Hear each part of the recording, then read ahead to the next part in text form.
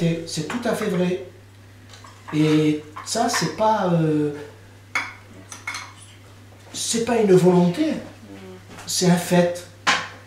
C'est pas notre faute, c'est l'histoire qui a voulu que. C'est l'histoire qui a fait que, de la manière dont ça s'est passé, si l'Algérie avait été algérienne, ça se soit passé différemment, je pense qu'on n'aurait pas se passé comme ça, à ressasser et tout. C'est de la manière dont ça s'est passé, de la manière dont De Gaulle nous a traités. Parce qu'il faut tout reporter à De Gaulle. Hein. Parce qu'il y a plein de gens qui parlent dans des discours de ci, de là, ils n'osent pas dire De Gaulle, mais c'est De Gaulle. Hein. C'est De Gaulle qui a tout fait. Ce qu'il faut dire, c'est qu'on a été livrés à nous-mêmes. Hein, après l'indépendance, on a été livrés à nous-mêmes. Donc il fallait se débrouiller, faire sa vie et voilà. Et comme ton père, quand on te disait qu'il s'est retrouvé les manches pour aller travailler. Donc voilà, mes parents, quand ils sont arrivés en 64, 65 à Cognac, donc en Charente, et ben, mon père, déjà, bon, j'avais 7 ans, mon père ne voulait pas que l'on côtoie les Arabes. Il ne voulait pas que l'on côtoie les Arabes, lui. Tellement qu'il a été déçu, tellement qu'il a été rejeté, tellement qu'il a été... etc. etc. Et, il voulait que l'on soit des Français à part entière. Des Français à part entière. Il ne voulait plus que l'on parle de... D'ailleurs, mon papa, quand il est arrivé en France, là-bas, il s'habillait avec des djellabas, tout ça, en tenue arabe. Et quand il est arrivé en France, il s'habillait à la française. Donc, voilà. Donc nous, on nous disait de ne pas côtoyer entre guillemets, les étrangers. Donc, oui, mais la différence, c'est que c'était des étrangers. Ouais, les Arabes dont ils parlaient. Ouais. Que toi, tu étais français. Ouais. Et donc, moi, je n'ai jamais côtoyé, de l'âge de 7 ans jusqu'à... J'ai jamais côtoyé les étrangers jusqu'à 55 ans. Mais c'est passé quoi là, à 55 ans? Hein, eh bien, c'est que, arrivé à 55 ans, on m'a fait connaître l'association Harki d'Ordonne par mon ami Guy, ici présent. Hein, et c'est là où je me suis un petit peu ouvert et je me suis intéressé. Mais pour moi, j'ai jamais vécu, peut-être c'est un peu décousu tout ce que je raconte, mais j'étais au-dessus de tout ça, c'est-à-dire l'indépendance, la guerre d'Algérie, etc. J'étais loin de tout ça. Je vivais à la française, quoi. Je vivais à la française. Et après, c'est vrai qu'il faut se rendre à l'évidence. Parce que bon, comme je dis à ma femme, je ne suis pas blanc aux yeux bleus. Donc tu es toujours, t'as beau dire je vais faire les choses bien, je vais donner l'exemple, etc. C'est toujours quand même montrer un petit peu du doigt, quoi, voilà, le faciès, le délit faciès. Donc ça te suit toujours un peu, tu vois. Tu as beau dire, moi je suis autrement, moi je suis différent, moi je suis un exemple, mais ça te suit quand même, tu as beau faire ce que tu veux. Après c'est la vie, c'est, voilà, comme dirait l'autre, je suis né arabe. Quand tu dis des Français à part entière, chaque fois je repense à ça, je dis des Français à part entière, mais des Français entièrement à part. Je vais faire la nuance entre les deux. Tu te rappelles, tu disais que tu as toujours les fesses entre deux chaises. Est-ce que je suis français? Est-ce que je suis... non, c'est pour ça que je dis français à part entière et entièrement à part. Non, mais c'est ce que je disais. Père voulait que tu sois français à part entière. Voilà, c'est ce que je disais tout à l'heure. T'as beau être dans l'exemple, on a toujours des rappels à te faire. Des piqûres. Des piqûres de rappel. Et là, paf, tu te dis, ah bah oui, c'est vrai, bah oui, moi je suis pas né à Carcassonne. C'est vrai que donc, tout de suite, mais t'as beau Mais vous avez vraiment essayé? Ah, j'ai essayé à 100%. À 100%. Et ça se traduisait comment? C'était la tenue, c'était la façon de parler? Non, bah, je pense pas, c'est le... Non, non, c'est pas la façon de parler, parce que je pense que je m'exprime bien, et même quand j'étais enfant, je parlais bien. Non, c'est... Bah, comment je peux dire ça? Le faciès peut-être. On va dire peut-être c'est oui, peut-être ça, peut-être c'est le faciès, donc, je pense. Voilà, t'es pas blanc aux yeux bleus, quoi. Je pense que c'est ça. Enfin, moi je parle quand j'avais 7-8 ans, le ressenti. Hein. Et après, bon, ça a progressé, puis je trouvais que ça ne changeait pas, c'était toujours pareil. À 20 ans, c'était pareil. À 20 ans, 30 ans, 40 ans, voilà. Mais moi, Bon. c'est ce... Voilà, c'est l'envie d'un seul coup reconnaître à 55 ans que qu'on vient d'un endroit. Parce que c'est quand même... C'est les hasards de la vie qui ont... Ça, oui, ça a été... S'il ne m'avait pas rencontré, peut-être que Oui, ça ne serait jamais voilà, pareil. c'est parce que j'ai rencontré Guy. Ou un autre, il aurait rencontré Fatia, ça aurait été pareil. Voilà, j'aurais pas rencontré quelqu'un, aujourd'hui, je serais peut-être pas là en train de parler, et puis l'association qui ordonne, je sais même pas d'où elle vient, ou voilà. C'est parce que j'ai trouvé une personne qui m'a emboîté le pas. Ceci dit, quand tu m'as rencontré, Robert, tu m'as fait aller dans tous les coins de ton passé. Donc tu l'avais en toi. Je viens d'Algérie, j'ai été dans les camps du Larzac, j'ai été dans les camps de Rivesaltes, tu m'as montré, on est allé dans tous ces lieux. Donc, tu l'avais toujours en toi. Tu l'avais en toi après, déjà. C'est normal, il fallait bien que tu connaisses d'où Mais tu aurais pu faire un blocage là aussi. Hein. Ouais. Non, tu aurais pu ne pas m'en parler, ouais, exactement. Tu m'avais pas dit au départ, quand je t'ai rencontré, d'où tu venais, tu ne m'avais pas dit. À travers elle, oui. Je pense qu'à travers toi, pour lui, c'était Parce plus qu'il facile. t'aimait, c'était évident qu'il fallait qu'il te fasse partager. Donc ce passé de... Tu sais, je racontais la chose inverse à Inès. J'ai un oncle que ma mère a retrouvé 42 ans après. Et sa femme avec qui il était marié, qui était française, du Lot-et-Garonne, jusqu'à sa mort, elle n'a pas su qu'il militait pour les FLN. Le frère à ma mère était de l'autre côté.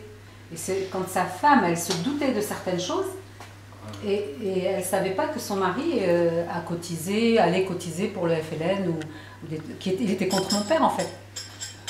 Oui, mais il y en a qui cotisaient, qui étaient harkis aussi. Non, mais lui, il n'est pas harki du tout. Il était pas non, mais je sais, mais il y a même des pieds noirs qui cotisaient pour les FLN pour pas qu'on leur détruise leur ferme ou leur récolte. Ah oui. Ah oui. Non, lui, il était en France. Comme en Corse, le racket du FLN. Lui, il était en France, il était à Lyon. Oui, mais il y avait le FLN implanté en France qui a tué 4000 Algériens pendant la guerre d'Algérie. Et 8000 blessés, dont certains étaient amputés du nez ou des trucs comme ça, ou des lèvres. Lui aussi, il avait un blocage de parler de ça. Il en avait certainement honte, et il était pareil, il a fallu que... il cachait plein de trucs dans le garage, elle a découvert des courriers, des trucs dans le garage. Donc tu vois que l'effet inverse aussi peut exister, et que tu aurais pu toi aussi ne rien dire à Christine. Tu aurais pu ne pas le savoir ce qu'il était. Si ça a été trop enfui. Si tu n'étais pas intéressé. Mais son papa quand même avait parlé de ce qu'il avait vécu. Oui, après vous, il y avait la famille. Tu aurais pu avoir la famille qui fasse un blocage total et puis tu aurais rien su. Papa il en parlait, il parlait surtout du moment où il a été tombé dans un guet-apens, qu'il avait été massacré par le FLN. Donc moi ce que je voulais dire avant que ça soit décousu là, parce que là on parle... C'est un flic. C'est parti. Donc c'est normal qu'ils... Alors, je sais pas, c'est petit B maintenant, j'en sais rien, mais tu sais, quand je disais tout à l'heure, oui, j'ai voulu, mon papa il voulait qu'on soit des exemples, machin, travailler bien, etc. Après, il nous a tellement appris la droiture, le respect, etc. Peut-être c'est à cause de ça que je suis rentré dans l'armée, en tant qu'actif. Le droit, le machin, tout ça. Donc je suis rentré dans l'armée. Après, il y en a qui pensent que j'ai pris l'uniforme pour nous camoufler. Enfin, c'est ce qu'ils disent ça. Alors, donc je suis rentré dans l'armée, et puis après, encore plus, pour avoir peut-être plus de respect, être plus respectueux. Être respectueux. Respectueux ou respecté Respecté. Ouais, ou respecté. Ouais, peut-être. Je suis rentré dans la police nationale. Hein, parce que je sentais que on était toujours, malgré en étant dans l'armée, on était toujours montré du doigt. Je ne dis pas qu'on était montré tous les 5 secondes, mais il y avait toujours cette fameuse piqûre de rappel. Voilà, je n'ai jamais ressenti ça Voilà, vis-à-vis des musulmans. ouais. À Ça, la je l'ai jamais CRS, ressenti. il a eu droit à la piqûre de rappel. C'est le CRS, lui. Et c'est pour ça qu'après je suis rentré dans la police nationale, pensant peut-être que le fait d'avoir du pouvoir, des machins comme ça, je me suis dit peut-être que... Mais malgré ça, ça continue. Il y a toujours des piqûres de rappel, il y a toujours une brebis qui est là pour vous faire rappeler le truc. Mais bon, ça ne m'a pas empêché de faire une belle carrière, aussi bien dans l'armée que dans la police, etc. J'en suis pas sorti traumatisé, hein. Attention, hein. Je suis encore normal. Mais moi, Oui, ça, c'est je les trouve comptes ça marrant. Ouais, mais Qu'est-ce je que les ai ça achetés, veut je les ai dire, pas fait. une piqûre de rappel? On a dit comment ça se témoignait, mais qu'est-ce que... C'est quoi? On vous dit quelque chose? Eh ben, oui, on vous regarde? voilà, ben, on vous fait rappeler on vous dit que T'es un arabe. que t'es un arabe, on va aller, voilà, t'es un arabe, c'est pas... Vous vous rappelez d'une fois où vraiment... Il y a beaucoup, on ne vous le dit pas ouvertement, c'est des sous-entendus. Si, on t'a dit des saloperies quand Autant même au les CRS. hein. Oui, on sait vrai. Non, mais je veux dire, en général, c'est souvent des sous-entendus. Ah ben avec moi, jamais. Hein. Ça a toujours été bien. Donc, La différence avec les harkis, je trouve. Les arabes, entre guillemets, le racisme, c'est pas pareil. des exemples que je cite souvent, par exemple, quand j'étais en CRS, j'arrivais tout juste de la région parisienne. Tu rentres au foyer pour t'acheter, c'est des choses véridiques, hein. Une paire de lacets, on te répond, oh ben toi je vais t'en vendre 2 paires pour que tu puisses te pendre. Voilà. C'est dégueulasse. D'autant plus que la personne qui est au foyer, je ne la connais pas, j'ai jamais eu de conflit vers elle, je n'ai jamais eu, voilà. Et donc quand on te dit ça, comment veux-tu Te construire. Ouais, se construire. Oublier ce que tu as vécu. D'oublier, voilà. Comment tu... Et voilà, donc... Là, ça c'est quand j'étais en CRS pendant 5 ans, à la CRS 22 à Périgueux. Quel c'était le commandant? J'étais pas, moi. C'était le commandant du haut. Pourtant, il était bien, lui, ça se trouve, Bah, pour oui, été oui. le voir. Hein. Voilà. Mais c'est ça, quand on a ces problèmes-là, on n'est pas compris. On n'est pas compris. C'est tout à fait normal que... moi, c'est il n'y a pas longtemps, hein, on se promenait avec ma femme, on voit un bonhomme avec qui on discutait souvent, et puis, alors sa femme, directrice de la CAF, un truc comme ça, lui apparemment une bonne situation, commence à discuter, et il veut, tu sais comment ils font les gens, les vieux, plus ou moins, enfin, je croyais qu'il était vieux, mais il était plus jeune que moi. Et il voit ma femme, il dit, il voulait savoir d'où on était. Et ma femme, elle dit, mais moi je suis d'ici, je suis de Rouffignac. Ah bon? Et puis, tu sais, il lève la tête vers moi. Et moi, souvent, je me promène, j'avais une casquette Bijard, la casquette de l'armée, là, des parachutistes d'Algérie.